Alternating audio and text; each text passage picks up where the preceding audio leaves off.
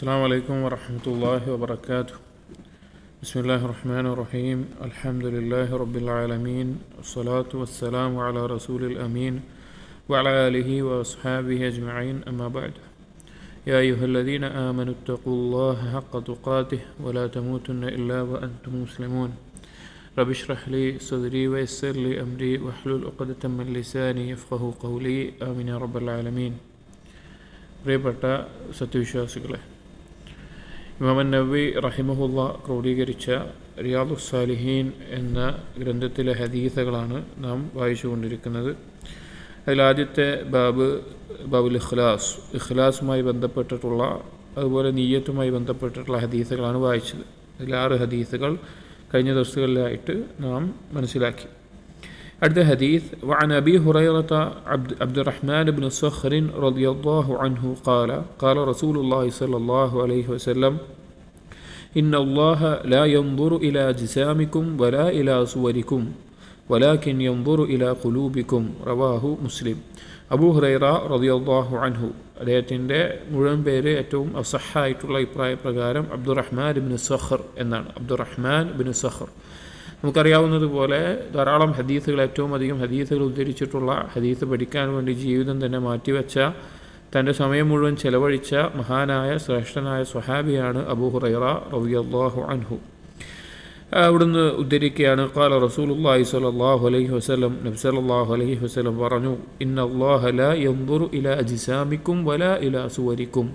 അള്ളാഹു സുബ്ഹാനഹു വ തആല നോക്കുന്നില്ല നിങ്ങളുടെ ശരീരത്തിലേക്കോ നിങ്ങളുടെ രൂപത്തിലേക്കോ കോലത്തിലേക്കോ അള്ളാഹു തആല നോക്കുന്നില്ല. അഥവാ നിങ്ങളുടെ ബാഹ്യമായിട്ടുള്ള രൂപത്തിലേക്കോ, അല്ലെങ്കിൽ നിങ്ങളുടെ ശാരീരിക ഭംഗിയോ, നിങ്ങളുടെ തൊലിയുടെ നിറമോ, നിങ്ങളുടെ ഉയരമോ, നിങ്ങളുടെ സൗന്ദര്യമോ, അതല്ല നിങ്ങൾ ധരിച്ചിട്ടുള്ള വസ്ത്രമോ, അതുപോലെ നിങ്ങളുടെ മോടികളോ, ഇതൊന്നുമല്ല അള്ളാഹു തആല നോക്കുന്നത്. വലാകിൻ യൻദുറു ഇലാ ഖുലൂബിക്കും. അള്ളാഹു തആല നോക്കുന്നത് നിങ്ങളുടെ ഖൽബുകളിലേക്കാണ്. ഇത് വളരെ നമ്മൾ ചിന്തിക്കേണ്ട, ശ്രദ്ധിക്കേണ്ട ഒരു ഹദീസാണ്. കാരണം ഈ ബാബിൽ പറഞ്ഞതുപോലെ ബാബുൽ ഇഖ്ലാസ്, ബാബുൻ നിയ്യ എന്നെല്ലാം പറയുമ്പോൾ നാം മനസ്സിലാക്കണം, നമ്മുടെ നിയ്യത്തിൻ്റെ മഹൽ ഏതാണ്? ഖൽബാണ്. ഇഖ്ലാസിൻ്റെ മഹൽ ഏതാണ്? ഖൽബാണ്. തൗഹീദിൻ്റെ മഹൽ ഏതാണ്? ഖൽബാണ്. തഖ്വയുടെ മഹൽ അഥവാ സ്ഥാനം എന്താണ്? ഖൽബാണ്. ഖൽബാണ് മലിക്കുൽ അഅ്ദാ, അവയവങ്ങളുടെ രാജാവ് എന്നറിയപ്പെടുന്ന ഖൽബാണ്. നമ്മൾ നേരത്തെ കഴിഞ്ഞ ദർസിലെല്ലാം സൂചിപ്പിച്ചതുപോലെ.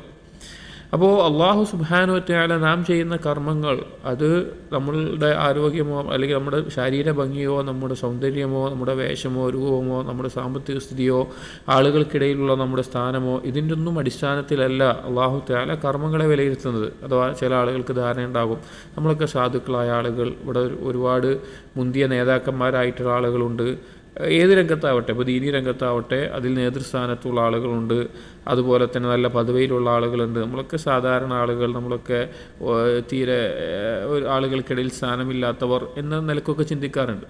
പക്ഷെ അള്ളാഹുവിൻ്റെ അടുക്കൽ കർമ്മങ്ങൾ ചെയ്യുമ്പോൾ അതൊരു നേതാവ് കർമ്മം ചെയ്താലും, അഥവാ താഴെക്കിടയിലുള്ള ആളുകൾ, സാധാരണക്കാർ കർമ്മം ചെയ്താലും അവരുടെ ഖൽബിലേക്കാണ് അള്ളാഹു നോക്കുന്നത്. വലാകിൻ യൻദുറു ഇലാ ഖുലൂബിക്കും. അഥവാ അത് ചെയ്യുന്ന സമയത്ത് അവൻ്റെ ഖൽബിൻ്റെ നിയ്യത്ത് എന്തായിരുന്നു, അവൻ്റെ ഖൽബിൽ ഇഖ്ലാസ് ഉണ്ടായിരുന്നോ, അവൻ്റെ ഖൽബിൽ സിദ്ഖ് ഉണ്ടായിരുന്നോ എന്നുള്ളതാണ് അള്ളാഹു തആല നോക്കുക.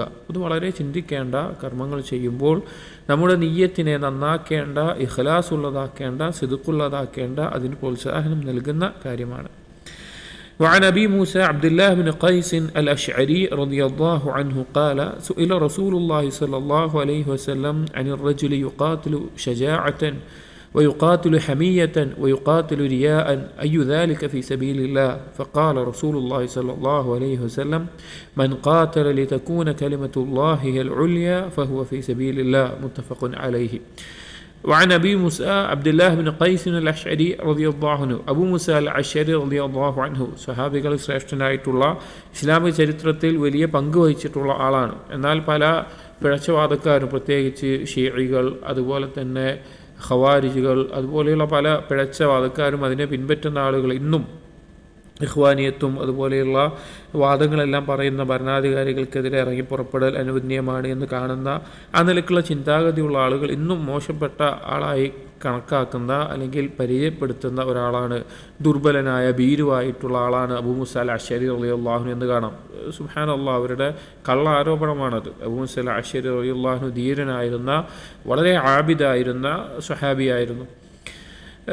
അബൂ മൂസ അൽ അശ്അരി റളിയല്ലാഹു അൻഹു ഉദ്ധരിക്കുന്ന ഹദീസാണ്, ഖാല സുഇല റസൂലുള്ളാഹി സ്വല്ലല്ലാഹു അലൈഹി വസല്ലം, നബി സല്ലല്ലാഹു അലൈഹി വസല്ലം ചോദിക്കപ്പെട്ടു, അനിർ റജുൽ, ഒരു വ്യക്തിയെക്കുറിച്ച്, യുഖാതിലു ഷജാഅത്തൻ, അവൻ യുദ്ധം ചെയ്യുന്നത്, അള്ളാഹുവിൻ്റെ മാർഗത്തിൽ പോരാടുമ്പോൾ യുദ്ധം ചെയ്യുന്നത് ഷജാഅത്തൻ, അവൻ്റെ ധീരത കാണിക്കാനാണ്, അവൻ ധീരനാണെന്ന് ആളുകളെ അറിയിക്കാനും കാണിക്കാനും വേണ്ടിയാണ്. വയുഖാതിലു ഹമിയത്തൻ, വേറെ ഒരുവൻ അവൻ യുദ്ധം ചെയ്യുന്നത് അവൻ്റെ ഹമിയത്ത് പറഞ്ഞാൽ തഅസ്സുബ്, അഥവാ അവൻ്റെ കുടുംബമോ അവൻ്റെ ഗോത്രം അല്ലെങ്കിൽ അവൻ്റെ വിഭാഗം, അവൻ്റെ നാട്ടുകാർ, അങ്ങനെ ഏതെങ്കിലും ഒരു റായത്തിൻ്റെ കീഴിൽ, ഒരു കൊടിക്ക് കീഴിൽ അണിനിരുന്നുകൊണ്ട് അതിനു വേണ്ടിയിട്ടാണ് യുദ്ധം ചെയ്യുന്നത്. ഞങ്ങൾ നല്ല ആളുകളാണെന്ന് അറിയിക്കാനൊക്കെ വേണ്ടി, ഞങ്ങൾ നല്ല പോരാടുന്നവരാണ് ആ നിലക്ക്.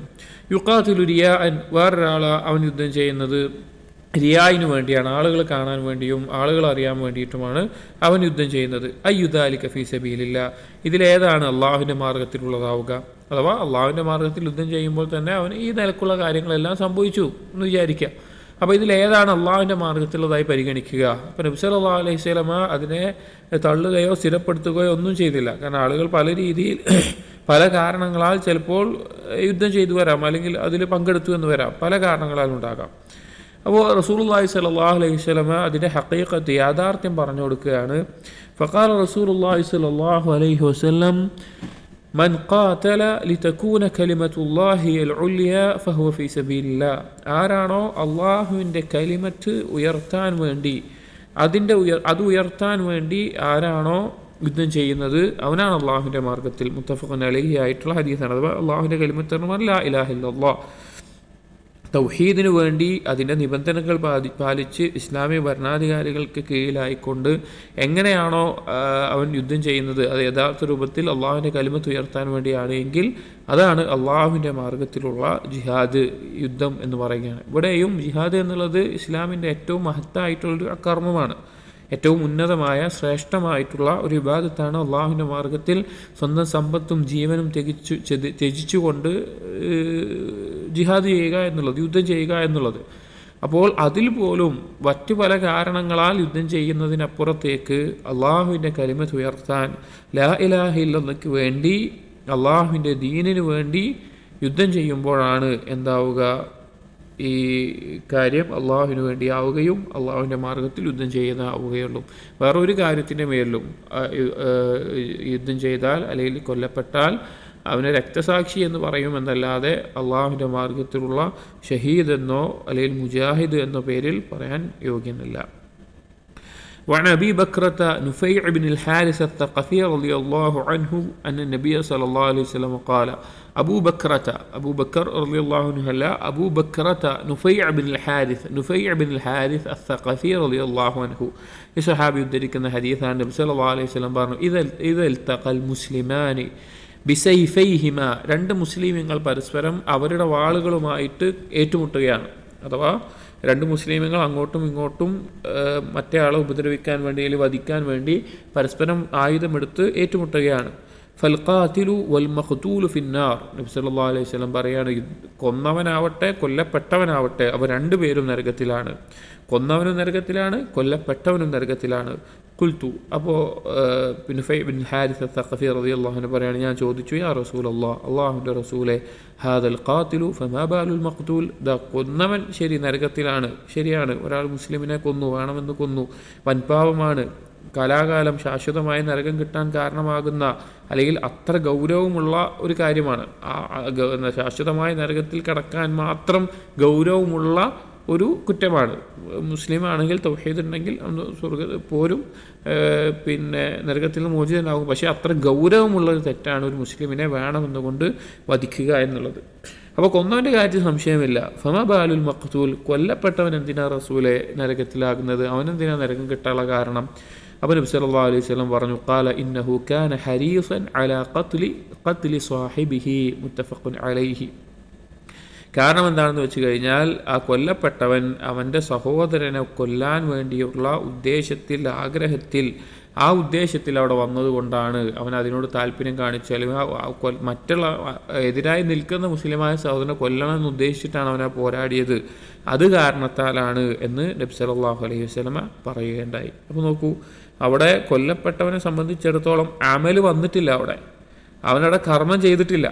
പക്ഷേ അവൻ്റെ നിയ്യത്തിൻ്റെ അടിസ്ഥാനത്തിൽ അവൻ ആ ഉദ്ദേശത്തിൽ അവിടെ നിന്നു, അല്ലെങ്കിൽ അതിനുള്ള പണിയെടുത്തു. അതിന് റിസൾട്ട് ഉണ്ടായിട്ടില്ല എങ്കിലും അതിനുള്ള പണിയെടുത്തു എന്നുള്ളത് കൊണ്ട് അവന് നരകശിക്ഷ അല്ലെങ്കിൽ അതേ ശിക്ഷയിൽ അകപ്പെടുന്ന അവസ്ഥ ഉണ്ടായിട്ടുണ്ട്. അപ്പോൾ നിയ്യത്ത് മോശമായി കഴിഞ്ഞാൽ അമലിലുള്ള കുറ്റവും അവൻ്റെ മേലെ ഉണ്ടാകും എന്നുള്ളതാണ് ഇതിൻ്റെ ഗൗരവം. അപ്പോൾ വളരെ ശ്രദ്ധിക്കേണ്ട ഒരു കാര്യമാണ്. മനസ്സിൽ പാപത്തെ ഉദ്ദേശിച്ചുകൊണ്ട് അതിനെല്ലാവിധ ഉറപ്പ്, അത് ചെയ്യണമെന്നുള്ള ഉദ്ദേശത്തിൽ തന്നെ എല്ലാവിധം ഒരുങ്ങി നിന്ന് അത് ചെയ്യാൻ വേണ്ടി ഒരുങ്ങി നിൽക്കുമ്പോൾ, അല്ലെങ്കിൽ അതിന് വേറെ എന്തെങ്കിലും കാരണം കൊണ്ട് സാധിക്കാതെ പോയാലും, വേറെ അവന് എല്ലാ രീതിയിലും ഉറപ്പിച്ച് ചെയ്യും എന്നുള്ളത്, പക്ഷെ വേറെ എന്തോ ഒരു കാര്യം കൊണ്ട് പിന്നെ അവന് ചെയ്യാൻ പറ്റിയില്ല, അങ്ങനെ വരുമ്പോൾ അവൻ്റെ കുറ്റം അതിൻ്റെ മേലെ ഉണ്ടാകും എന്നുള്ളത്. ഇനി ഒരാൾ നിയ്യത്തുദ്ദേശിച്ച് അവൻ തന്നെ വേണ്ടാന്ന് വെച്ച് കഴിഞ്ഞാൽ അതൊരു നന്മയായിട്ട് മാറും. അടുത്ത ഹദീസിൽ പറയുന്നുണ്ട്, അടുത്ത ഹദീസ്. അപ്പോൾ ഈ കഴിഞ്ഞ ഹദീസിൽ നമ്മൾ ശ്രദ്ധിക്കേണ്ട കാര്യം, നമ്മുടെ നിയ്യത്ത് പാപം ചെയ്യുന്നതിനുമായി ബന്ധപ്പെട്ട നിയ്യത്തും നമ്മൾ സൂക്ഷിക്കണം, നമ്മുടെ കൽബിനെ നന്നാക്കണം, അങ്ങനെയുള്ള നിയ്യത്തുകൾ കൽബിൽ നിന്ന് ഒഴിവാക്കണം, തെറ്റ് ചെയ്യുന്നതിനെ സംബന്ധിച്ചിട്ടുള്ളത്. وعن أبي هريرة رضي الله عنه قال قال رسول الله صلى الله عليه وسلم صلاة الرجل في جماعة تزيد على صلاته في بيته وصلاته في سوقه 27 درجة. വലിയ ഹദീസാണ്, ഓരോ ഭാഗവും വായിക്കാം. സ്വലാത്തു റജുലി ഫി ജമാഅത്തിൻ, ജമാഅത്ത് ആയിക്കൊണ്ടൊരു വ്യക്തി നിസ്കരിക്കുക എന്നുള്ളത്, അവൻ്റെ നിസ്കാരം എന്നുള്ളത്, തസീദു അലാ സ്വലാത്തിഹി ഫി ബൈത്തിഹി, അവൻ്റെ വീട്ടിൽ നിന്ന് അവൻ നിസ്കരിക്കുന്നതിനേക്കാൾ, വസലാത്തിഹി ഫി സൂഖിഹി, അല്ലെങ്കിൽ അവൻ്റെ അങ്ങാടിയിൽ നിന്ന്, അവൻ കച്ചവടം ചെയ്യുന്ന ആളാണ്, അപ്പോൾ ആ കച്ചവടം ചെയ്യുന്ന സ്ഥലത്ത് വെച്ച് നിസ്കരിക്കുന്നതിനേക്കാൾ 27 ദറജതൻ, 20 ചില്ലാനം ദറജകൾ അത് ഇരട്ടിയായി, അല്ലെങ്കിൽ അതിനേക്കാൾ ആ പ്രതിഫലമുള്ള കാര്യമാണ് എന്ത്, ജമാഅത്തായി മസ്ജിദിൽ വെച്ച് ജമാഅത്തായി നിസ്കരിക്കുക എന്നുള്ളത്. വദാലിക അന്ന അഹദഹും ഇദാ തവദ്ദഅ ഫഅഹ്സനൽ വുദൂഅ, അതെങ്ങനെയാണ്, അത് അതിൻ്റെ ഒരു ഉദാഹരണം പറയുകയാണെങ്കിൽ അതിൻ്റെ പ്രതിഫലം, അതിൻ്റെ മഹത്വം പറയുകയാണ്. നിങ്ങളിൽ ഒരാൾ ഏറ്റവും നല്ല രീതിയിൽ വുദു എടുക്കുകയാണ്, വീട്ടിൽ നിന്ന് വുദു എടുത്ത് നല്ല രീതിയിൽ വുദു എടുത്ത്, സുമ്മ അത്തൽ മസ്ജിദ ലാ യൻഹസ്ഹു ഇല്ല സ്വലാത്തു, അങ്ങനെ അവൻ നിസ്കാരത്തിലേക്ക് എത്തുകയാണ്. അവനെ ആ വീട്ടിൽ നിന്ന് പുറത്താക്കിയത്, അല്ലെങ്കിൽ പുറത്തു കൊണ്ടുവന്നത്, പുറപ്പെടുവിച്ചത് നിസ്കാരമല്ലാതെ മറ്റൊന്നുമല്ല, നിസ്കാരം ഉദ്ദേശിച്ചുകൊണ്ട് മാത്രമാണ് അവൻ വീട്ടിൽ നിന്ന് വന്നിട്ടുള്ളത്. ലാ യുരീദു ഇല്ല സ്വല, നിസ്കാരമല്ലാതെ അവൻ ഒന്നും ഉദ്ദേശിച്ചിട്ടില്ല. വീട് 2 വട്ടം ഒരേ ആശയം പറയാണ്. വീട്ടിൽ നിന്ന് പുറപ്പെടാനുള്ള കാരണം നിസ്കാരമാണ്, അവൻ ഉദ്ദേശിക്കുന്ന കാര്യവും നിസ്കാരമാണ്. തുടക്കവും എടുക്കും അവൻ്റെ ലക്ഷ്യം പരിപൂർണമായ നിസ്കാരം മാത്രമാണ്. ലം യഖ്തു ഖുത്വതൻ ഇല്ലാ റുഫിഅ ലഹു ബിഹാ ദറജതൻ, അവൻ ഒരു കാലടിപ്പാട് വെക്കുന്നില്ല അവൻ്റെ ദറജ ഉയർത്തപ്പെടാതെ. ഒരു കാലടിപ്പാട് വെക്കുമ്പോൾ അവൻ്റെ ദറജ ഉയർത്തപ്പെടും. വഹത്ത അൻഹു ബിഹാ ഖതീഅത്തുൻ ഹത്താ യദ്ഖുലൽ മസ്ജിദ, അതുപോലെ തന്നെ അവൻ്റെ അടുത്തൊരു പിന്നെ ആ ഒരു കാൽപ്പാടിൽ തന്നെ എന്തുണ്ടാകും, അവൻ്റെ ഒരു തെറ്റ് അവനിൽ നിന്ന് ഒഴിവാക്കുകയും ചെയ്യും, അവൻ്റെ ഒരു ദറജ കൂട്ടുകയും ചെയ്യും, ഒരു തെറ്റ് ഒഴിവാക്കി കൊടുക്കുകയും ചെയ്യും. ഹത്താ യദ്ഖുലൽ മസ്ജിദ, മസ്ജിദിലേക്ക് പ്രവേശിക്കുന്നത് വരെ അവൻ ആ നടന്നു പോകുമ്പോൾ ഓരോ കാലടിക്കും അങ്ങനെ പ്രതിഫലം ഉണ്ടാകും. ഫൈദാ ദഖലൽ മസ്ജിദ, ഇനി മസ്ജിദിലേക്ക് അവൻ പ്രവേശിച്ചു കഴിഞ്ഞാൽ, കാന ഫിസ് സ്വലാത്തി മാ കാനത്തി സ്വലാത്തു ഹിയ തഹ്ബിസ്ഹു, ആ മസ്ജിദിലേക്ക് പ്രവേശിച്ച് ചിലപ്പോൾ ബാങ്ക് കൊടുക്കുന്നതിന് മുമ്പ് എത്തിയിട്ടുണ്ടാവും, അല്ലെങ്കിൽ ബാങ്ക് കൊടുത്ത് കഴിഞ്ഞിട്ട് കുറച്ച് കഴിഞ്ഞിട്ട് എത്തിയിട്ടുണ്ടാവും, അല്ലെങ്കിൽ ബാങ്കിൻ്റെ കുറേ മുമ്പ് എത്തിയിട്ടുണ്ടാവും. അവനവിടെ തഹിയ്യത്തൊക്കെ നിസ്കരിച്ച് അവിടെ നിസ്കാരം പ്രതീക്ഷിച്ചിരിക്കുന്ന, നിസ്കാരം അവനെ തടഞ്ഞു വെക്കുന്നിടത്തോളം കാലം, മസ്ജിദിൽ നിസ്കാരം ഉദ്ദേശിച്ചിട്ട് ഇരിക്കുന്നിടത്തോളം അവൻ നിസ്കാരത്തിൽ തന്നെയാണ്. സുബ്ഹാനല്ലാഹ്, നിസ്കരിക്കാൻ വേണ്ടി ഉദ്ദേശിച്ച് അവിടെ നിസ്കാരം പ്രതീക്ഷിച്ച് അവിടെ ചെന്ന് കാത്തിരിക്കുന്ന അത്രയും നേരം അവൻ നിസ്കരിക്കുന്നതിനെ പോലെ തന്നെയാണ്. വൽ മലായികത്തു യുസല്ലൂന അലാ അഹദിഹിം മാ ദാമ ഫീ മജ്ലിസിഹി അല്ലദീ സല്ലാ ഫീഹി, ഇനി അതുപോലെ നിസ്കാരം കഴിഞ്ഞിട്ട് അവൻ നിസ്കരിച്ച ആ സ്ഥലത്ത് തന്നെ ഇരിക്കുകയാണ്. ആ സ്ഥലം എന്നുള്ളത് ചില ഉലമാക്കൾ മുസല്ല എന്ന റിവായത്തിൽ വന്നിട്ട് നിസ്കരിച്ച അതേ സ്ഥലം, അല്ലെങ്കിൽ മസ്ജിദിൽ എന്നുള്ള അർത്ഥത്തിലും പറഞ്ഞിട്ടുണ്ട്. എന്നിരുന്നാലും ആ നിസ്കരിച്ച സ്ഥലത്ത് അവൻ തുടരുന്ന അത്രയും മലക്കുകൾ എന്ത് ചെയ്യും, അവന് വേണ്ടി പ്രാർത്ഥിച്ചു കൊണ്ടിരിക്കും. മലക്കുകൾ അവന് വേണ്ടി പ്രാർത്ഥിച്ചു കൊണ്ടിരിക്കും. യഖൂലൂൻ, മലക്കുകൾ പറയും, അല്ലാഹുമ്മ റഹംഹു, അല്ലാഹു നീ അവനോട് കാരുണ്യം ചൊരിയണമേ, അല്ലാഹുമ്മ ഗഫിർ ലഹു, അല്ലാഹു നീ അവന് പുറത്തു കൊടുക്കണമേ, അല്ലാഹുമ്മ തുബ് അലൈഹി, അല്ലാഹു നീ അവന് തൗബ ചെയ്യാനുള്ള തൗഫീഖും ആ തൗബ ചെയ്താൽ ആ തൗബ സ്വീകരിക്കുകയും ചെയ്യണമേ, മാ ലം യുഅ്ദി ഫീഹി, അവൻ വേറൊരു തെറ്റ് ചെയ്യാത്തത് വരെ, അല്ലെങ്കിൽ മറ്റൊരാൾ ഉപദ്രവിക്കുകയോ ബുദ്ധിമുട്ടിക്കുകയോ വല്ല ഗീബത്ത് പറയുകയോ നമീമത്ത് പറയുകയോ അല്ലെങ്കിൽ വേറെ എന്തെങ്കിലും തെറ്റോ പാപമോ അങ്ങനെ കാര്യങ്ങളൊന്നും ചെയ്യുന്നത് വരെ, അഥവാ അതുവരെ ഈ അവസ്ഥ ഉണ്ടാകും.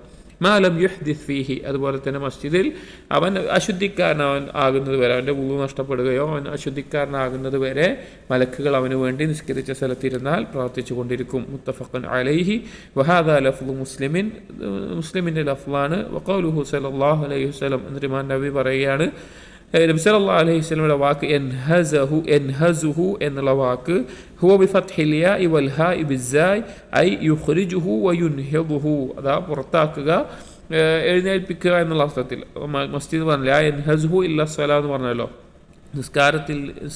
നിസ്കാരമല്ലാതെ അവനെ വീട്ടിൽ നിന്ന് പുറപ്പെടുവിപ്പിച്ചിട്ടില്ല എന്നുള്ളത്. അപ്പോൾ ഈ ഹദീസിൽ ധാരാളം കാര്യങ്ങൾ പറയുന്നുണ്ട്. അതിൽ നമ്മുടെ ബാബുമായി ബന്ധപ്പെട്ടതിലേക്ക് വരുന്നതിന് മുമ്പ് ഒന്നാമത്തെ കാര്യം പറഞ്ഞിട്ടുള്ളത് ജമാഅത്തായി നിസ്കരിക്കുമ്പോൾ ഉള്ള ഫദ്ലാണ്. നിസ്കാരം ജമാഅത്തായിട്ടാണ് നിർവഹിക്കേണ്ടത്. അതിൻ്റെ ഫദ്ലും അതിൻ്റെ പ്രാധാന്യവും ധാരാളം ഹദീസുകളിൽ വളരെ കൃത്യമായി വന്നിട്ടുള്ള കാര്യമാണ്. ഒറ്റയ്ക്ക് നിസ്കരിച്ചാൽ നിസ്കാരം സ്വഹീഹാകും എന്നുള്ളത് ഈ ഹദീസിൽ നിന്ന് മനസ്സിലാക്കാം. കാരണം ജമാഅത്തായി നിസ്കരിക്കുന്നതിൻ്റെ പ്രതിഫലമാണ് പറയുന്നത്. ചില ചർച്ചയുണ്ട് ഒറ്റയ്ക്ക് നിസ്കരിച്ചാൽ നിസ്കാരം സ്വഹീഹാകുമോ അല്ലയോ എന്നുള്ളത്. പക്ഷേ നിസ്കാരം സ്വഹീഹാണ് എന്നുള്ളതിന് ധാരാളം ഹദീസുകൾ പറഞ്ഞിട്ടുണ്ട്.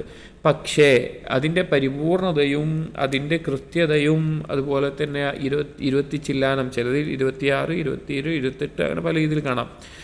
അത്ര ഇരട്ടി പ്രതിഫലവും എല്ലാം ലഭിക്കുന്നത് ജമാഅത്തായി നിസ്കരിക്കുമ്പോഴാണ്. പിന്നെ പറഞ്ഞ കാര്യം നിസ്കാരത്തിലേക്ക് വീട്ടിൽ നിന്ന് വുളു എടുത്ത് നടന്നു പോകുന്നതിൻ്റെ ഫദ്ലാണ്.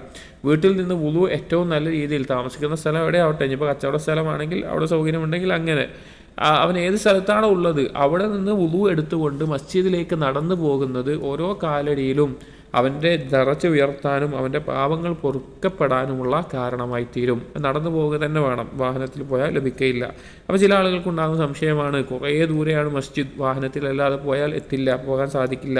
അങ്ങനെയുള്ളവർ ചെയ്യേണ്ടത് മസ്ജിദിൻ്റെ കുറച്ച് ഇപ്പുറത്തായിക്കൊണ്ട് അവർക്ക് നടക്കാനുള്ള ഒരു സമയം കിട്ടുന്ന, സ്ഥലം കിട്ടുന്ന ആ രീതിയിൽ വാഹനം നിർത്തിയിട്ട് മസ്ജിദിലേക്ക് നടക്കാൻ ശ്രമിക്കുക എന്നുള്ളതാണ്. അള്ളാഹുവിൽ നിന്ന് നമുക്ക് പ്രതിഫലം പ്രതീക്ഷിക്കാം, മസ്ജിദിലേക്ക് നടന്നു എന്നുള്ള പ്രതിഫലം പ്രതീക്ഷിക്കാം. അതാണ് നമുക്ക് ചെയ്യാൻ സാധിക്കുന്ന ഒരു കാര്യം.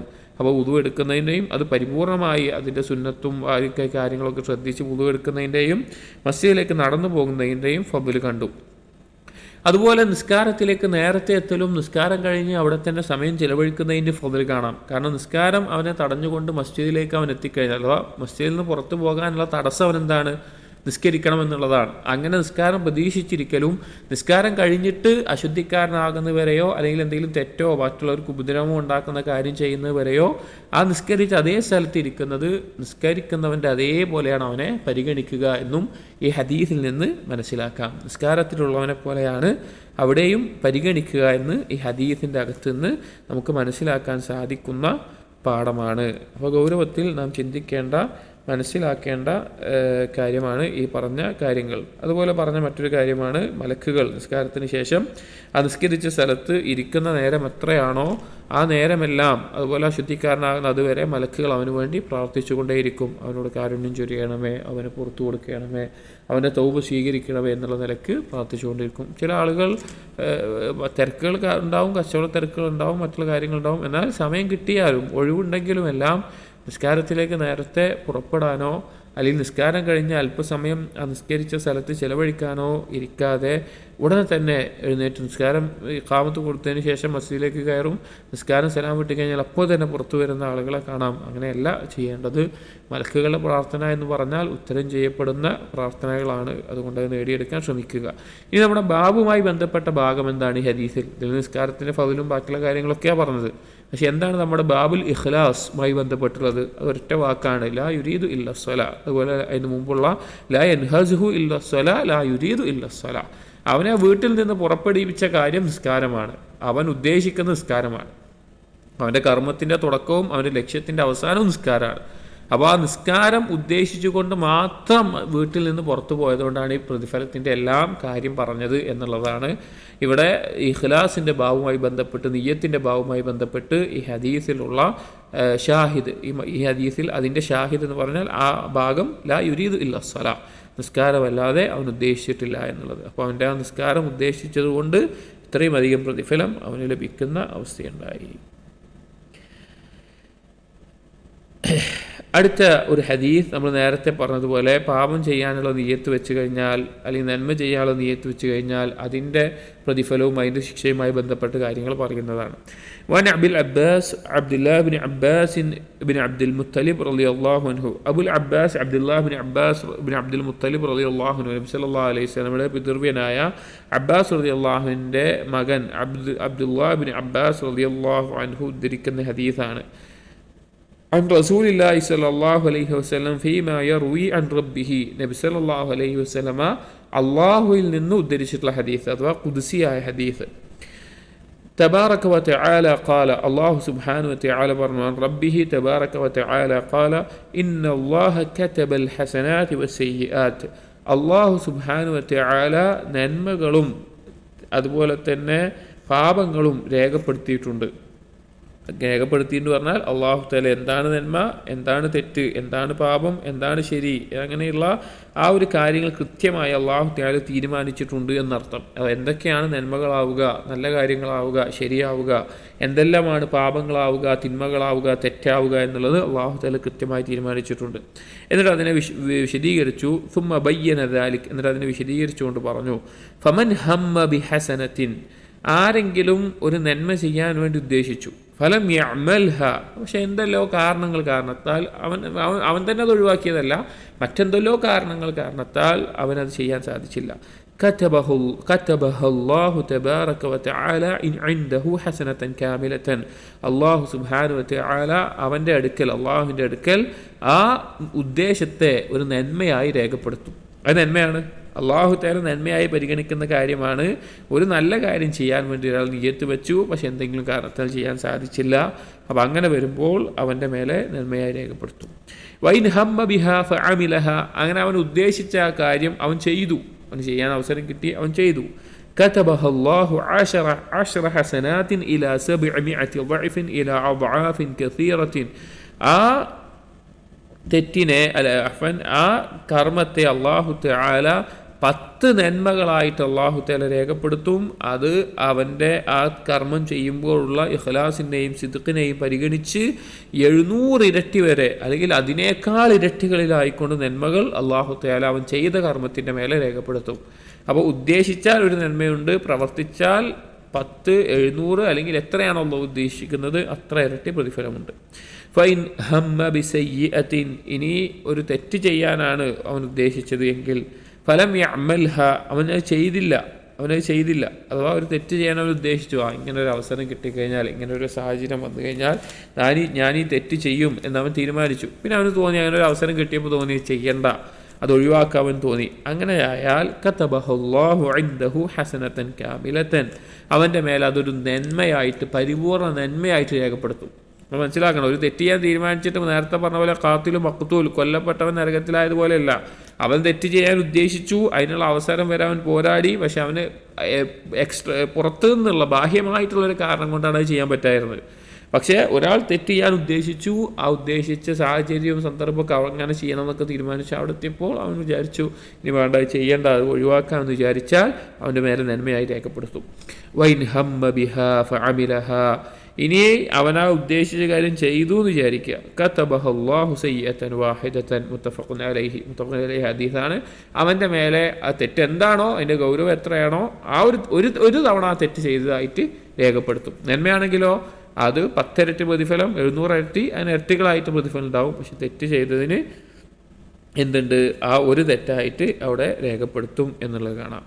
അപ്പോൾ ഇവിടെ പിന്നെ ഗൗരവമുള്ള ഒരു കാര്യമാണ് പറഞ്ഞിട്ടുള്ളത്. ഈ ഹദീസിൻ്റെ ഇമാം മുസ്ലിമിൻ്റെ റിവായത്തിൽ ഇത്ര കൂടി കാണാം, വൈൻ ഹമ്മ ബിഹാ ഫഅമിലഹ കതബഹല്ലാഹു സയ്യിഅതൻ വാഹിദതൻ എന്ന് കഴിഞ്ഞിട്ട് കാണാം ഔ മഹാഹ, ഒന്നായിട്ട് ഒരു തെറ്റായിട്ട് രേഖപ്പെടുത്തും പറഞ്ഞല്ലോ. അതിൻ്റെ വേറെ റിവായത്തിൽ കാണാം, മുസ്ലിമിൻ്റെ റിവായത്തിൽ ഇത്ര കൂടിയും കാണാം, അതല്ലെങ്കിൽ അള്ളാഹു അത് മായ്ച്ചു കളയുന്നു. സുബ്ഹാനല്ലാഹ്.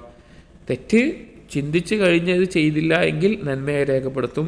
തെറ്റ് ചെയ്താൽ ഒന്നെങ്കിൽ ഒരു തെറ്റായിട്ട് രേഖപ്പെടുത്തും, അല്ലെങ്കിൽ അത് അള്ളാഹു തആല മായ്ച്ചു കളയും. എന്നിട്ട് ഇത്ര കൂടി ഹദീസിലുണ്ട്, വലാ യഹ്ലികു അലല്ലാഹി ഇല്ലാ ഹാലികുൻ, നശിച്ചവനല്ലാതെ അള്ളാഹുവിൻ്റെ അടുക്കൽ നാശം സംഭവിക്കുകയില്ല. അഥവാ അത്രയും നാശം പറ്റിയവനെ അള്ളാഹുവിൻ്റെ കാരുണ്യത്തിൽ നിന്നും അള്ളാഹുവിൻ്റെ പാപമോചനത്തിൽ നിന്നും നഷ്ടപ്പെട്ടവനായിട്ട് നാശം സംഭവിച്ചവനായിട്ട് മാറുകയുള്ളൂ എന്ന് പറയാണ്. ഇവിടെ നമ്മൾ മനസ്സിലാക്കേണ്ട മറ്റൊരു കാര്യം, ഈ പാപത്തിൻ്റെ വിഷയത്തിൽ ഉലമാക്കൾ പറഞ്ഞിട്ടുള്ള ഒരു കാര്യമാണ്, ഈ പാപങ്ങൾ അത് ചെയ്യുന്ന സ്ഥലവും സമയവും എല്ലാം പരിഗണിച്ചുകൊണ്ട് അതിൻ്റെ ഗൗരവം കൂടും. ഇവിടെ പറഞ്ഞു തെറ്റ് ചെയ്താൽ ഒരു തെറ്റ് രേഖപ്പെടുത്തുള്ളൂ എന്നുള്ളത്. പക്ഷേ മറ്റു ചില തെളിവുകളുടെ അടിസ്ഥാനത്തിൽ അത് ചെയ്യുന്ന സമാനിൻ്റെയും മക്കാനിൻ്റെയും അടിസ്ഥാനത്തിൽ, അഥവാ അത് ചെയ്യുന്ന സമയം അതിൻ്റെ ഷറഫ്, അതിൻ്റെ ശ്രേഷ്ഠത, ഒരു പാപം ചെയ്യുന്ന സ്ഥലം അതിൻ്റെ ശ്രേഷ്ഠത. അതുപോലെ ഉദാഹരണത്തിന് ഒരാൾ മദ്യപിക്കുകയാണ്, അവൻ്റെ വീടിനകത്ത് അവൻ്റെ റൂമിനകത്ത് നിന്ന് മദ്യപിക്കുക വിചാരിക്കുക, അത് തെറ്റാണ്. അതേ ആൾ മസ്ജിദിൽ മിമ്പറിൻ്റെ മേലെ നിന്ന് മദ്യപിക്കുക വിചാരിക്കുക, എന്ത് തെറ്റോ വിചാരിച്ചോളി അതിന് ചെയ്യാണ്. അപ്പോൾ എന്തൊക്കെ ഗൗരവം മാറിയില്ലേ? മസ്ജിദാണത്. അതുപോലെ ഒരാൾ വേറെ ഏതെങ്കിലും നാട്ടിലൊരു തെറ്റ് ചെയ്യാണ്, അയാൾ വന്ന് മസ്ജിദുൽ ഹറമിൽ, കഅബയിൽ അല്ലെങ്കിൽ ഹറമിൻ്റെ പ്രദേശത്ത് വന്നിട്ട് അത് തെറ്റ് ചെയ്യാണ്, അത് വ്യത്യാസമുണ്ട്. അതുപോലെ വേറെ ഏതെങ്കിലും മാസത്തിൽ ഒരാൾ തെറ്റ് ചെയ്യാണ്, റമളാനിൽ ഒരാൾ തെറ്റ് ചെയ്യാണ്. അപ്പോൾ അങ്ങനെ ഓരോന്നും വ്യത്യാസമുണ്ട്. അപ്പോൾ അങ്ങനെ വ്യത്യാസപ്പെടുന്നതിനനുസരിച്ച് ആ സ്ഥലത്തിൻ്റെയും സമയത്തിൻ്റെയും ഷറഫിനനുസരിച്ചും, ഇനി അതല്ല ആ ചെയ്യുന്ന വ്യക്തിയുടെ ഷറഫിനനുസരിച്ചും. അപ്പോൾ ഒരാൾ ഒരു മസ്ജിദിലെ ഇമാമും ഖത്തീബുമാണ്, അല്ലെങ്കിൽ ആളുകൾക്കിടയിൽ ആളുകൾക്ക് ദീൻ പഠിപ്പിച്ചു കൊടുക്കുന്ന ഉന്നതമായ സ്ഥാനത്തുള്ള ഒരാളാണ്, അയാൾ ചെയ്യുന്നൊരു തെറ്റും അതേസമയം സാധാരണക്കാരനായിട്ടുള്ള ഒരാൾ അയാൾ ചെയ്യുന്നൊരു തെറ്റും അതിൻ്റെ അടിസ്ഥാനത്തിലും എന്താവും? വ്യത്യാസപ്പെടും. അഥവാ അള്ളാഹുവിനെക്കുറിച്ചുള്ള മാരിഫത്തും അതുപോലെ അവൻ്റെ യോഗ്യതയും സ്ഥാനവും എല്ലാം പരിഗണിച്ചുകൊണ്ട് തെറ്റിൻ്റെ ഗൗരവം കൂടും. ഇതിന് തെളിവായിക്കൊണ്ട് ഉലമാക്കൾ പറയാറുള്ള ആയത്ത് സൂറത്തുൽ അഹ്സാബിലെ 30-31 ആയത്തുകൾ. يا نساء النبي من يأتي منكن بفاحشة مبينة يضاعف لها العذاب ضعفين وكان ذلك على الله يسيرا. നബി സല്ലല്ലാഹു അലൈഹി വസല്ലം പത്നിമാരെ വിളിച്ചുകൊണ്ട് അള്ളാഹു പറയാണ്, നബി സല്ലല്ലാഹു അലൈഹി വസല്ലം പത്നിമാരോട്, നിങ്ങളിൽ ആരെങ്കിലും വ്യക്തമായ മ്ലേച്ഛമായ ഫാഹിഷത്ത് ചെയ്യുകയാണെങ്കിൽ യുദാഅഫു ലഹൽ അദാബു ദിഅഫൈൻ, ഇരട്ടി ശിക്ഷ നിങ്ങൾക്കുണ്ടാകുമെന്നുള്ളത്. അതേസമയം ഇങ്ങനെ അത് കാരണം എന്താണ്? അവർക്ക് ഇരട്ടി ശിക്ഷ, അവർ നബി സല്ലല്ലാഹു അലൈഹി വസല്ലം പത്നിമാരാണ്, അവർക്ക് സ്ഥാനമുണ്ട്, ഷറഫുണ്ട്, അവർക്ക് സമൂഹത്തിൽ ഒരു സ്ഥാനവും മഹത്വവും മുഅ്മിനീങ്ങളുടെ ഉമ്മമാരാണ്, അങ്ങനെ കുറേ ഫളിലുണ്ട്. അതുകൊണ്ടാണ്. അതേസമയം ഒരു അള്ളാഹുവിനെ അനുസരണം കാണിച്ചാലോ, വമൻ യഖ്നുത് മിൻകുന്ന ലില്ലാഹി വറസൂലിഹി വതഅമൽ സാലിഹൻ നുഅ്തിഹാ അജ്റഹാ മർറതൈനി വഅതദ്നാ ലഹാ റിസ്ഖൻ കരീമ. അള്ളാഹുവിന് മുമ്പിൽ അനുസരിച്ച് കീഴൊതുങ്ങുന്നവർക്ക് അവർക്ക് നന്മകൾ ചെയ്തു കഴിഞ്ഞാൽ അതിൻ്റെ പ്രതിഫലവും ഇരട്ടിയായിട്ട് അവർക്ക് ലഭിക്കും എന്നുള്ളതാണ്. അപ്പോൾ നല്ല സ്ഥാനത്തുള്ള ആളുകൾ ജനങ്ങൾക്ക് മാതൃകയായിക്കൊണ്ട് സൽക്കർമ്മങ്ങൾ ഇഖ്ലാസോടുകൂടി ചെയ്യുമ്പോൾ അവർക്ക് അതിൻ്റെ പ്രതിഫലവും ഇരട്ടിയാണ്. അതുപോലെ തെറ്റ് ചെയ്താൽ അതിൻ്റെ ശിക്ഷയുമുണ്ട്. അത് ഒരു സ്ഥലത്തിനെ പരിഗണിച്ചിട്ടുണ്ടാകും, സമയത്തെ പരിഗണിച്ചിട്ടുണ്ടാവും, ചെയ്യുന്ന വ്യക്തിയെ പരിഗണിച്ചിട്ടുമുണ്ടാകും എന്ന് ഉലമാക്കൾ ഓർമ്മിപ്പിച്ചത് കാണാം. അടുത്ത ഹദീസ് നമ്മൾ ഒരുപാട് കേട്ട് പരിചയിച്ചിട്ടുള്ള ഹദീസാണ്, എന്നാൽ ഗൗരവമുള്ള ഒരുപാട് ചിന്തിക്കേണ്ട പാഠങ്ങൾ ഉൾക്കൊള്ളുന്ന ഒരു ഹദീസാണ് ഈ ബാബിലെ അവസാനത്തെ ഹദീസ്. വഅൻ അബി അബ്ദുറഹ്മാൻ അബ്ദുല്ലാഹ് ബിൻ ഉമർ ബിൻ ഖത്താബ് റളിയല്ലാഹു അൻഹുമാ, ഉമർ റളിയല്ലാഹുവിൻ്റെ മകൻ അബ്ദുല്ലാഹ് ബിൻ ഉമർ റളിയല്ലാഹു അൻഹു, അദ്ദേഹത്തിൻ്റെ കുഞ്ഞത്താണ് അബു അബ്ദുറഹ്മാൻ എന്നുള്ളത്. അദ്ദേഹം പറയുകയാണ്, ഖാല സമീഅതു റസൂലുള്ളാഹി സ്വല്ലല്ലാഹു അലൈഹി വസല്ലം, നബി സല്ലല്ലാഹു അലൈഹി വസല്ലം പറയുന്നത് ഞാൻ കേട്ടിട്ടുണ്ട്. യഖൂൽ, അവിടുന്ന് പറഞ്ഞു, ഇൻതലഖ സലാസതു നഫരിൻ മിമ്മൻ കാന ഖബ്ലകും ഹത്താ ആവാഹുമുൽ മബീതു ഇലാ ഗാരിൻ ഫദഖലൂഹു. നിങ്ങളുടെ മുമ്പുണ്ടായിരുന്ന, പ്രത്യേകിച്ചും അങ്ങനെ നബി സല്ലല്ലാഹു അലൈഹി വസല്ലം പറയാറുള്ളത് ബനു ഇസ്രായേലുകളെ സംബന്ധിച്ചിട്ടാണ്, അതിൽപ്പെട്ട 3 ആളുകൾ അവർ ഒരു യാത്ര പോയി. അങ്ങനെ അവർ രാത്രിയിൽ തങ്ങാൻ വേണ്ടി ഒരു ഗുഹക്കകത്ത് പ്രവേശിച്ചു. ഒരു ഗുഹക്കകത്തേക്ക് അവർ പ്രവേശിച്ചു. ഫദഖലൂഹു, ആ ഗുഹക്കകത്ത് അവർ പ്രവേശിച്ചിട്ട് എന്തുണ്ടായി? ഫൻഹദറത് സഖറത്തുൻ മിനൽ ജബലി ഫസദ്ദത് അലൈഹിമുൽ ഗാർ. അവർ ഉണ്ടായിരുന്ന ആ ഗുഹ ഉണ്ടായിരുന്ന പർവ്വതത്തിൻ്റെ മുകളിൽ നിന്നൊരു പാറക്കല്ല് ഉരുണ്ടു വന്നുകൊണ്ട് ആ ഗുഹയുടെ പ്രവേശന മാർഗം എന്താണോ, ഉള്ളിലേക്ക് കടക്കാനുള്ള മാർഗത്തിൽ ഒരു തടസ്സമായി വന്നു വീണു.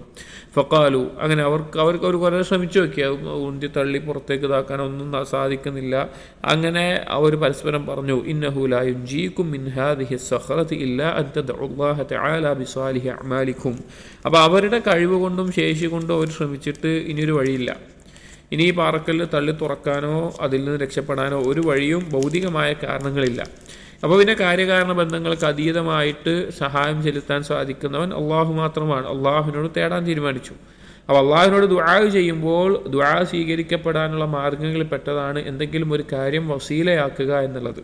അത് വസീലയാക്കുക എന്ന് പറഞ്ഞാൽ അള്ളാഹുവിൻ്റെ ഉത്തമമായ നാമങ്ങളെ മുൻനിർത്തിക്കൊണ്ട്, വിശേഷണങ്ങളെ മുൻനിർത്തിക്കൊണ്ട്, അതുപോലെ ചെയ്ത സൽക്കർമ്മങ്ങളെ മുൻനിർത്തിക്കൊണ്ട്, അങ്ങനെയുള്ള കാര്യങ്ങളെല്ലാം മുൻനിർത്തിക്കൊണ്ട് വസീല ചെയ്യുക എന്നുള്ളത് ദുആ ഉത്തരം ചെയ്യപ്പെടാൻ ഉള്ള കാരണമാണ്. അതല്ലാതെ ഏതെങ്കിലും ആളുകളോട് പോയി ശുപാർശ ചോദിക്കലോ അതല്ല ഉദ്ദേശിക്കുന്നത്. അവനവൻ ചെയ്ത സൽക്കർമ്മങ്ങളെ മുൻനിർത്തിക്കൊണ്ട് അള്ളാഹുവേ ഞാൻ ഇന്നൊരു കാര്യം ചെയ്തിട്ടുണ്ട് റബ്ബേ എന്നുള്ള നിലക്ക് അവർ ദുആ ചെയ്യാൻ തീരുമാനിച്ചു. അവർ പറഞ്ഞു, ഇനി നമുക്കിന്ന് രക്ഷപ്പെടാൻ അവർ പരസ്പരം പറയാണ്, നിങ്ങൾ ചെയ്ത സ്വാലിഹായ കർമ്മങ്ങളെ മുൻനിർത്തിക്കൊണ്ട് ദുആ ചെയ്യല്ലാതെ മാർഗമില്ല എന്ന് പറഞ്ഞു. ഖാല റജുലുൻ മിൻഹും, അങ്ങനെ ആ 3 ആളുകളിൽ ഓരോരുത്തരും എന്ത് തീരുമാനിച്ചു? അവരുടെ ദുആ, അവർ ചെയ്ത, അവർക്ക് ഏറ്റവും അള്ളാഹുവിന് വേണ്ടി ചെയ്തു എന്ന് തോന്നിയ കർമ്മങ്ങളെ മുൻനിർത്തിക്കൊണ്ട് ദുആ ചെയ്യാൻ തീരുമാനിച്ചു. അതിലൊരാൾ പറഞ്ഞു, അല്ലാഹുമ്മ കാന ലി അബവാനി ശൈഖാനി കബീറാൻ. അള്ളാഹു, എനിക്ക് 2 മാതാപിതാക്കളുണ്ടായിരുന്നു. അബവാൻ എന്ന് പറഞ്ഞു കഴിഞ്ഞാൽ ഉപ്പാക്കും ഉമ്മാക്കും, മാതാപിതാക്കൾ എന്നുള്ള അർത്ഥത്തിലാണ് അബവാൻ എന്നുള്ള പദം ഉപയോഗിക്കാറുള്ളത്. 2 ഉപ്പ എന്നുള്ള അർത്ഥത്തിലല്ല. തഗ്ലീബ് എന്ന് പറയും അറബി ഭാഷയിലെ ഒരു നിയമമാണത്. അപ്പോൾ എനിക്ക് വയസ്സായ മാതാപിതാക്കളുണ്ടായിരുന്നു. വകുൻതു ലാ അഗ്ബിഖു ഖബ്ലഹുമാ അഹ്ലൻ വലാ മാലൻ. ഞാൻ അവരെ കുടിപ്പിക്കുന്നതിന് മുമ്പ്, അല്ലെങ്കിൽ അവർക്ക് പാല് കറന്ന്, ഞാൻ ജോലി കഴിഞ്ഞ് വന്ന് പാല് കറന്ന് കൊടുത്ത്, അല്ലെങ്കിൽ എന്ത് കാര്യമാണോ അവർക്ക് നൽകുന്നതിന് മുമ്പ് എൻ്റെ കുടുംബത്തിനോ എൻ്റെ സന്താനങ്ങൾക്കോ ഒന്നും ഞാൻ എന്ത് ചെയ്യാറില്ല, ഇത് നൽകാറില്ല. പിന്നെ ഈ കാര്യങ്ങൾ പാല് കറന്നു കൊണ്ടിട്ട് കൊടുക്കാനോ ഒന്നും ചെയ്യാറില്ല. അവർക്കാണ് ആദ്യം കൊടുക്കാറുള്ളത്. ഫനആബി ത്വലബു ശജരി യൗമൻ ഫലം ഉരിഹ്. അങ്ങനെ ഞാനൊരു ദിവസം പോയപ്പോൾ കുറച്ച് ദൂരെ പോയി, അഥവാ വിറകൊക്കെ വെട്ടിക്കൊണ്ടു എന്ന് എടുക്കേണ്ട ആവശ്യത്തിനായിട്ട് പോയപ്പോൾ കുറച്ച് ദൂരെ പോകേണ്ടി വന്നു. ഫലം ഉരിഹ് അലൈഹിമ ഹത്താ നാമ. അങ്ങനെ ഞാൻ വന്നപ്പോൾ നേരം വൈകിട്ടാണ് വന്നത്. അപ്പോഴേക്കും അവർ ഉറങ്ങിപ്പോയി. ഫഹലബ്തു ലഹുമാ ഗബൂഖഹുമാ ഫവജദ്തുഹുമാ നായിമൈൻ. അങ്ങനെ ഞാൻ വന്നിട്ട് അവർക്ക് പാല് കറന്നെടുത്ത് പാത്രത്തിലായിട്ട് അവർക്ക് കൊണ്ടുവന്ന് കൊടുക്കാതിരുന്നപ്പോൾ അവരെ ഉറങ്ങുന്ന അവസ്ഥയിൽ ഞാൻ കണ്ടു. അവർ ഉറങ്ങിയിരുന്നു അപ്പോഴേക്കും. ഫകരിഹ്തു അൻ ഊഖിബഹുമാ വഅൻ അഗ്ബിഖ ഖബ്ലഹുമാ അഹ്ലൻ ഔ മാലൻ. അപ്പോൾ അവർക്ക് കൊടുക്കുന്നതിന് മുമ്പ്, അഥവാ ഉപ്പാക്കും ഉമ്മാക്കും കൊടുക്കുന്നതിന് മുമ്പ് എൻ്റെ ഭാര്യയ്ക്കും മക്കൾക്കും കൊടുക്കാൻ എനിക്ക് എന്തുണ്ടായിരുന്നില്ല, എനിക്ക് താല്പര്യം ഉണ്ടായിരുന്നില്ല. ഞാനത് ഇഷ്ടപ്പെട്ടിരുന്നില്ല. അവരെ ക്ഷണിപ്പിക്കാനും വയ്യ, അവർക്ക് മുമ്പ് വീട്ടിൽ കൊടുക്കാനും വയ്യ. ഫലബിസ്തു വൽ ഖദ്ഹു അലാ യദി. അങ്ങനെ ഞാൻ എൻ്റെ കയ്യിൽ കറന്ന പാലുമായിട്ട്, പാത്രവുമായിട്ട് ഞാൻ അവിടെ അങ്ങനെ കാത്തുനിന്നു അവരെണീക്കാൻ വേണ്ടി. അൻതളിർ ഇസ്തിഖാലഹുമാ ഹത്താ ബറഖൽ ഫജ്റു. അങ്ങനെ അവരെഴുന്നേൽക്കാൻ വേണ്ടി ഇങ്ങനെ കാത്തുനിന്നു. അങ്ങനെ ഫജ്ർ പിളർന്നു വന്നപ്പോൾ, അഥവാ പ്രഭാതമായപ്പോഴാണ് അവർ എഴുന്നേൽക്കുന്നത്. അതുവരെ ഞാനങ്ങനെ നിന്നു. വസിബിയത്തിയ തദാഖൗന ഇൻദ ഖദമി. എൻ്റെ കുട്ടികളാണെങ്കിൽ എൻ്റെ കാലിൻ്റെ ഭാഗത്ത് അവർ കരഞ്ഞുകൊണ്ട് നിൽക്കുന്നുണ്ട്, അവർക്ക് ആദ്യം കൊടുക്കാൻ വേണ്ടിയിട്ട്. അവർ ഭക്ഷണം കഴിച്ച്, മക്കൾ വിശദീകരിക്കുമ്പോൾ പറഞ്ഞാൽ അവർ ഭക്ഷണം കഴിച്ചിട്ടുണ്ടാകും, പക്ഷേ ഈ പാല് കുടിക്കാൻ വേണ്ടിയിട്ട് അവരിങ്ങനെ കരഞ്ഞു നിൽക്കുന്നുണ്ടായിരുന്നു. ഫസ്തൈഖള ഫശരിബ ഗബൂഖഹുമാ. അപ്പം അങ്ങനെ അവർ 2 പേരും എഴുന്നേറ്റപ്പോൾ ഞാൻ കറന്ന പാല് അവരെ കൊണ്ട് കുടിപ്പിച്ചു, അവർക്ക് നൽകി. എന്നിട്ടാണ് പിന്നെ കുടുംബത്തിന് കൊടുത്തത് എന്നുള്ളത് പറയാം. അപ്പോൾ മാതാപിതാക്കൾക്ക് മറ്റുള്ളവരെക്കാൾ പ്രാധാന്യം കൊടുത്തു. ഇതൊരിക്കലും കുട്ടികളോടുള്ള ഹക്ക് വീട്ടിയില്ല എന്നുള്ള അർത്ഥത്തിലല്ല. ഇത് എക്സ്ട്രാ ഉള്ള കാര്യമാണ്, അഥവാ അടിസ്ഥാനപരമായിട്ടുള്ളതല്ല. എക്സ്ട്രാ പാല് കറന്ന് കൊടുക്കാറുണ്ടായിരുന്നു. അപ്പോൾ അതിനു വേണ്ടി കുട്ടികൾ കരഞ്ഞാണ്. അത് കിട്ടാൻ വേണ്ടി കുട്ടികൾ കരഞ്ഞപ്പോൾ അതാദ്യം ഉപ്പാക്കും ഉമ്മാക്കും കൊടുത്തിട്ട് മതി എന്ന നിലക്ക് ചെയ്തു എന്നുള്ളതാണ് അതിൻ്റെ ഉദ്ദേശം. അല്ലാതെ കരഞ്ഞ കുട്ടികൾക്ക് അവരെ പട്ടിണി കിട്ടൂ എന്നുള്ളതല്ല ഈ ഹദീസിൻ്റെ ആശയം. അപ്പോൾ ഇവിടെ മാതാപിതാക്കൾക്ക് ആ ഒരു പ്രാധാന്യം, ആ ഒരു മുൻഗണന കൊടുത്തു. മാതാപിതാക്കളോടുള്ള ബിറിൽ പെട്ടതാണ്, അവരോടുള്ള ബഹുമാനത്തിൽ ഇക്രാമിൽ പെട്ട കാര്യമാണത്. ഇത് പറഞ്ഞതിന് ശേഷം ഈ വ്യക്തി പറഞ്ഞു, അല്ലാഹുമ്മ ഇൻ കുൻതു ഫഅൽതു ദാലിക ബിത്തിഗാഅ വജ്ഹിക്. അള്ളാഹു ഇത് ഞാൻ ചെയ്തത് നിന്റെ വജ്ഹ് ഉദ്ദേശിച്ചു കൊണ്ടാണ് എങ്കിൽ, അത് ഉദ്ദേശിച്ചുകൊണ്ട് മാത്രമാണ് എങ്കിൽ ഫഫർരിജ് അന്നാ മാ നഹ്നു ഫീഹി മിൻ ഹാദിഹി സ്വഖറ, ഇതാ ഈ പാറക്കല്ല് അടിഞ്ഞിട്ട് ഞങ്ങൾ ഈ പെട്ട അവസ്ഥയിൽ നിന്ന് ഞങ്ങൾക്കൊരു തുറവി നൽകണമേ എന്ന് പ്രാർത്ഥിച്ചു. ഫൻഫറജത് ഷൈഅൻ ലാ യസ്തതിഊന അൽ ഖുറൂജ മിൻഹു, കുറച്ച് ആ കല്ലൊന്ന് നീങ്ങി, പക്ഷേ ഇവർക്ക് പുറത്ത് കിടക്കാൻ പറ്റിയ രീതിയിൽ നീങ്ങിയിട്ടില്ല. കുറച്ചൊന്ന് നീങ്ങുന്ന അവരറിഞ്ഞു, പക്ഷെ അവർക്ക് പുറത്ത് കിടക്കാൻ പറ്റിയ അവസ്ഥയിലായില്ല. ഖാല അൽ ആഖർ, മറ്റേ ആൾ, രണ്ടാമത്തെ ആൾ പറഞ്ഞു, അല്ലാഹുമ്മ ഇൻ കാനത് ലി ഇബ്നതു അമ്മിൻ കാനത് അഹബ്ബ അന്നാസ് ഇലയ്യ, അള്ളാഹു എനിക്കെൻ്റെ ഒരു പിതൃ സഹോദരൻ്റെ അഥവാ മൂത്താപ്പൻ്റെ എളാപ്പൻ്റെ ഒരു മകളുണ്ടായിരുന്നു. അവളെനിക്ക് ഭയങ്കര ഇഷ്ടമായിരുന്നു.